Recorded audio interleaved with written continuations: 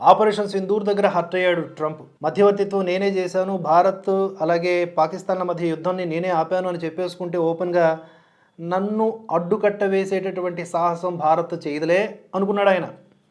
కానీ ఏ దశలో ఆ దశకి అమెరికాకి అంత సీను లేదు, భారత్కి అంత అగత్యం లేదు, భారత్ ఎవరి మధ్యవర్తిత్వాన్ని కూడా దీంట్లో అలో చేయట్లేదని స్పష్టంగా చెప్పడం జరిగింది.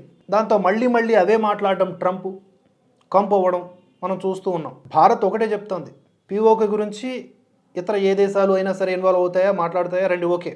కానీ కశ్మీర్ విషయంలో భారత్ పాక్ మధ్య ఉన్నటువంటి విషయాల్లో, గొడవల విషయాల్లో వేలెట్టి కలిగేస్తామంటే నో ఛాన్స్. మేము చూసుకోగలం, మా సమస్యల్ని మేము పరిష్కరించుకోగలం. దీంతో బాగా హర్ట్ అయిపోయాడు ట్రంప్. ఇంకేమీ చేయలేక ఈ యొక్క నోబెల్ శాంతి బహుమతిని గురించి ఆశిస్తున్నటువంటి ఈ వ్యక్తి టారిఫ్లతో యుద్ధం ప్రకటించాడు.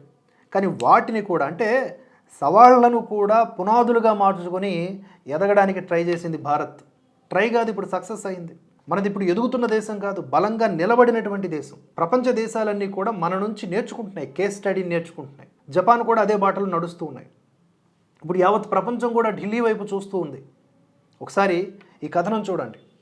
ట్రంప్ టారిఫ్ల చదరంగం మొదలెడితే చెక్ పెడుతూ భారత్ను బలోపేతం చేస్తున్నారు మోదీ. సంక్షోభాలనే అవకాశాలుగా మలిచి ప్రపంచ అగ్రగామిగా నిలబెట్టడం మోదీజీ విజయంగా చెప్పుకోవచ్చు. ఇంటా బయట చివాట్లు తింటున్నటువంటి ట్రంప్ అభివృద్ధి చెందుతున్న దేశమైన భారతదేశంపై బలవంతముగా విధించిన 50% సుంకం గురించి మనం ఏ కోసాన ఆందోళన చెందడం లేదు. భారత ప్రజలు 4 సంవత్సరాలు ట్రంప్ స్నేహాన్ని చూశారు. మరో 4 సంవత్సరాల్లో ఆ స్నేహం మరింత మెరుగుపడుతుందని భావించారు. కానీ ట్రంప్ అహంకారం భారతదేశానికి అమెరికాని బలవంతంగా శత్రువుని చేసింది. ట్రంప్కి స్వదేశంలోనే విపరీతంగా వ్యతిరేకత పెరుగుతోంది. భారతదేశం పట్ల ఆయన దూకుడు, అధిక సుంకాల విధానం, ఆ దేశపు ఆర్థికవేత్తలే ఆయన విమర్శిస్తూ ఉన్నారు. సొంత వ్యక్తులే తిడుతున్నారు. మనల్ని మోసం చేశారు అంటూ ట్రంప్ని అంటున్నారు. వ్యంగ్యముగా ఆర్టికల్స్ రాస్తున్నారు. ఒకడు అల్జీమర్స్ అంటున్నాడు, మరొకడేమో బ్రెయిన్ డెడ్ అంటున్నాడు, ఇంకోడు సైకో అంటున్నాడు, ఇంకోడు 2 నాలుకల వ్యక్తి అంటూ అమెరికా వాళ్లే ట్రంప్పై విసురుతూ ఉన్నారు. అమెరికాలోనే రాజకీయ వ్యతిరేకత పెరిగిపోయింది. యుఎస్ కాంగ్రెస్ సభ్యులు, ముఖ్యంగా హౌస్ ఫారిన్ అఫైర్స్ కమిటీ సభ్యులు ట్రంప్ విధానాన్ని బహిరంగంగా ప్రశ్నిస్తున్నారు. డెమోక్రాట్లు కొంతమంది, అలాగే రిపబ్లికన్లు కూడా ఈ అధిక సుంకాలు అమెరికా భారతదేశ సంబంధాలను దెబ్బతీస్తున్నాయని చెప్పేసి, దాంతోపాటుగా రోజువారీ వస్తువులు ఇప్పుడు ఖరీదైపోయాయి కదా, ఆర్థికంగా అమెరికన్ పౌరులను కూడా ఇవి నేరుగా దెబ్బతీస్తున్నాయని చెప్పేసి వాళ్ళు విచారం వ్యక్తం చేస్తున్నారు. ఈ చర్య గందరగోళం సృష్టిస్తోందని వాపోతూ ఉన్నారు. ఈ టారిఫ్ల యుద్ధం ట్రంప్ పేర్కొంటున్నట్లుగా ఉక్రెయిన్ గురించి కూడా కాకపోవచ్చు. పాకిస్తాన్ భారత్ల మధ్యవర్తిత్వానికి భారత్ సహకరించకపోవడం, తమ వ్యవసాయ పాల ఉత్పత్తులను భారత మార్కెట్లోకి అంగీకరించకపోవటం వలనే ట్రంప్ ఇష్టం వచ్చినట్లుగా ప్రవర్తిస్తున్నారనేది ఇప్పుడు మనం బలంగా నమ్మొచ్చు ఆ ప్రచారాన్ని. ట్రంప్ అధిక సుంకాల విధానాల్ని 61% కంటే ఎక్కువ మంది అమెరికన్లు వ్యతిరేకిస్తున్నారని ప్యూ రీసెర్చ్, ఇది ఒక పనికిమాలిన రీసెర్చ్ సెంటర్లు అండి, అయినా కూడా ఇది మనకి ఇప్పుడు ఉపయోగపడుతుంది కాబట్టి మనం వాడేసుకుందాం.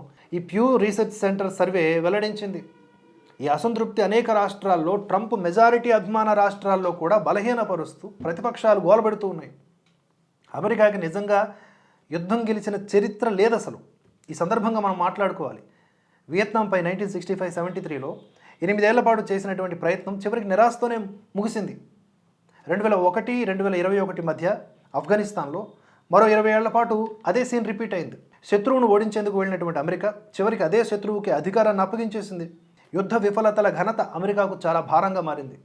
1973లో $458 బిలియన్ అప్పు మాత్రమే ఉండగా 2021 నాటికి అది $28 ట్రిలియన్ పెరిగింది. ఇప్పుడు ఆగస్టు 2025లో అప్పు $37 ట్రిలియన్ దాటింది. యుద్ధాలతో శక్తిని చూపించాలనుకున్న అమెరికా వాస్తవానికి తన ఆర్థిక బలహీనతను మాత్రమే బయటపెట్టుకుంది ఇప్పుడు. అంతేకాకుండా ట్రంప్ రాజకీయ ఎదురుదెబ్బలతో పోరాడుతూ ఉండగా భారత వ్యాపార దిగ్గజాలు బలమైన ప్రతిఘటనను పంపించారు ఇక్కడ. రిలయన్స్ ఇండస్ట్రీస్, నయారా ఎనర్జీ గతంలో యుఎస్ మరియు యూరోపియన్ ఆంక్షల లక్ష్యంగా పెట్టుకున్నాయి. దిగుమతులను తగ్గించే బదులు రష్యన్ చమురు దిగుమతులను 10% నుంచి 20% వరకు పెంచుతామని సెప్టెంబర్ నుంచి రోజుకు 1.5 లక్షల నుంచి దాదాపుగా 3 లక్షల బ్యారెళ్లకు పెంచుతామని ప్రకటించాయి. చౌకైన ఇంధన సరఫరాలను పొందడం తమ ఇష్టమని, సొంత దేశ ప్రయోజనాలే ముఖ్యమని అమెరికా మరియు బ్రసెల్స్ రెండింటికి భారతదేశం పాశ్చాత్య ఆర్థిక ఒత్తిడికి తలగుద్దని తేల్చి చెప్పాయి. దౌత్యపరంగా ప్రధానమంత్రి నరేంద్ర మోదీ జపాన్ పర్యటన ట్రంప్ వ్యూహానికి మరో ఎదురుదెబ్బగా చెప్పుకోవచ్చు. టోక్యోలో ఆయన మాట్లాడుతూ ట్రంప్ గతంలో భారతదేశాన్ని చనిపోయిన ఆర్థిక వ్యవస్థగా కొట్టిపారేయడాన్ని మోదీ ఖండించారు. బదులుగా 80% కంపెనీలు భారతదేశంలో పెట్టుబడులు పెట్టాలని కోరుకుంటున్నాయని, 75% కంపెనీలు ఇప్పటికే ఇక్కడ లాభదాయకంగా ఉన్నాయని గర్వంగా చెప్పారు ఆయన. భారతదేశం కేవలం మూలధనాన్ని పెంచుకోవడం మాత్రమే కాదు, దానిని గుణిస్తుందని ఆయన నొక్కి చెప్పారు. అంటే రెట్టింపు చేసుకుంటుందని. రాజకీయ స్థిరత్వం, ఆర్థిక సంస్కరణలు, పారదర్శకతతో భారతదేశం ప్రపంచంలోనే 3వ అతిపెద్ద ఆర్థిక వ్యవస్థగా అవతరించడానికి సిద్ధంగా ఉంది. జపాన్ అద్భుతమైన ఆమోదంతో ప్రతిస్పందిస్తూ భారతదేశంలో $68 బిలియన్ పెట్టుబడి ప్రణాళికకు ప్రకటించింది. జపాన్ తన భారతదేశ నిబద్ధతను రెట్టింపు చేస్తూ ఉన్నత స్థాయి యుఎస్ వాణిజ్య రాయబారి పర్యటనను రద్దు చేసింది. ఇది హైలైట్. వాషింగ్టన్తో వాణిజ్య ఒప్పందాలు కుదుర్చుకున్నటువంటి దేశాలలో ఇది సందేహాలను రేకెత్తిస్తుంది. ఆసియాలో మారుతున్న ప్రాధాన్యతల గురించి స్పష్టమైన సందేశాన్ని పంపించింది. స్వావలంబన, దేశీయ వినియోగంపై దృష్టి సారించి అమెరికా సుంకాల ఒత్తిడిని ప్రతిఘటించిన భారతదేశ ఉదాహరణ ఇప్పటికే ప్రపంచవ్యాప్తంగా మారుమ్రోగుతోంది. అలాగే భారతదేశం ఎక్కడ తగ్గకుండా తన ఆత్మగౌరవంతో ముందుకు వెళ్తోంది. అమెరికా సుంకం విధించని, అండర్లైన్ చేసుకోండి, విధించని జనరిక్ మందులతో నిండినటువంటి ఓడలను భారతదేశం నీకు కాదు మేము ఆస్ట్రేలియాకి పంపిస్తామని చెప్పింది. అంటే నీకు అవసరమైన వాటి మీద సుంకాలు విధించవా, మాకు నచ్చిన దేశాలకు పంపించుకుంటాం అని ఒక ధిక్కారమే. ఆస్ట్రేలియా చాలా కాలంగా జనరిక్ మందులు కావాలని అడుగుతోంది. అమెరికాకు అవసరమైన జనరిక్ మందులలో 60% భారతదేశమే సరఫరా చేస్తోంది.